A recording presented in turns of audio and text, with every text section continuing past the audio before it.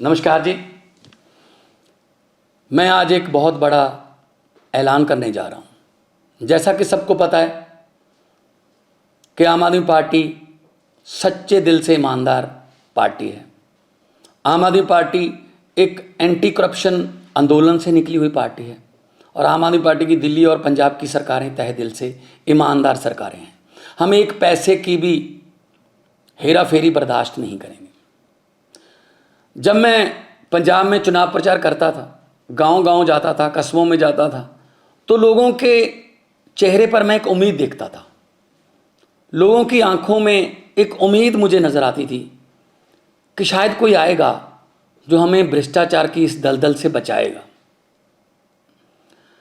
जब मेरा नाम मुख्यमंत्री के लिए अनाउंस किया गया, तब भी मुझे अरविंद केजरीवाल जी ने कहा था कि भगवंत जो मर्जी हो जाए, हमने भ्रष्टाचार बर्दाश्त नहीं करना। मैंने उनको वचन दिया था कि एक पैसे के भी हेरा फेरी बर्दाश्त नहीं करेंगे, चाहे वो अपने हों हेरा फेरी करने वाले, चाहे बेगाने हों। इसी सिलसिले में मेरे ध्यान में एक केस आया कि मेरी सरकार का, पंजाब सरकार का कैबिनेट मंत्री अपने डिपार्टमेंट में टेंडर और बाकी खरीदो फरोख्त में से 1% कमीशन मांग रहा था। तो मैंने उसको गंभीरता से लिया। ये मामला सिर्फ मेरे पास ही है, मीडिया के पास इसकी कोई जानकारी नहीं है, विरोधियों के पास इसकी कोई जानकारी नहीं है। मैं चाहता तो इसको दबा सकता था। अगर मैं ऐसा करता तो मैं लाखों करोड़ों पंजाबियों का दिल तोड़ता जिन्होंने मुझ पर यकीन किया। तो मैं अपनी पार्टी की जो विचारधारा है उसके भी खिलाफ होता और मैं एक्शन लेने जा रहा हूं। उस मंत्री का नाम है डॉक्टर विजय सिंगला, जो कि सेहत मंत्री पंजाब में कैबिनेट में थे। जब मैंने उनको ये सबूत दिखाए तो उन्होंने अपना गुनाह कबूल भी किया। तो हम चाहे अपने हों चाहे बेगाने हों, जीरो टॉलरेंस है हमारी रिश्वतखोरी के खिलाफ। मैं सबको कहना चाहता हूं कि अब सिस्टम बदल गया है। चाहे आप अफसर हो, चाहे पंजाब में किसी राजनीतिक पद पर हो, चाहे विपक्ष में हो, चाहे सरकार में हो, अब सिस्टम बदल गया है। अब 1 रुपए की भी हेरा फेरी नहीं चलेगी। हम 1%, लोगों का 1% पैसा भी बचाएंगे। लोगों की जेबों पर डाका नहीं डलने देंगे। और ये इतिहास में दूसरी बार हो रहा है। 75 साल इतिहास हो गया देश का, आज़ादी को बाद 75 साल हो गए। ये दूसरी बार हो रहा है इतिहास में। पहले 2015 में अरविंद केजरीवाल जी ने अपने फूड सप्लाई मिनिस्टर को 5-6 लाख रुपया ऑडियो पर मांगते हुए, उसी ऑडियो को सुनकर उनको मंत्रिमंडल से बर्खास्त किया और केस सीबीआई को दिया।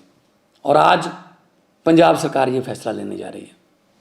कुछ विपक्षी पार्टियां वाले ये सवाल उठा सकते हैं कि जी देखो, 2 महीने में ही भगवंत मान की सरकार में एक करप्ट मंत्री पकड़ा गया।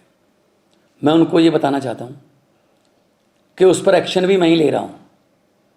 इससे पहले कई मुख्यमंत्रियों ने ये कबूल किया था कि मेरे मंत्रिमंडल में बहुत से मंत्री जो हैं माफिया से जुड़े हुए हैं और करप्शन करते हैं, लेकिन उन्होंने कोई एक्शन नहीं लिया।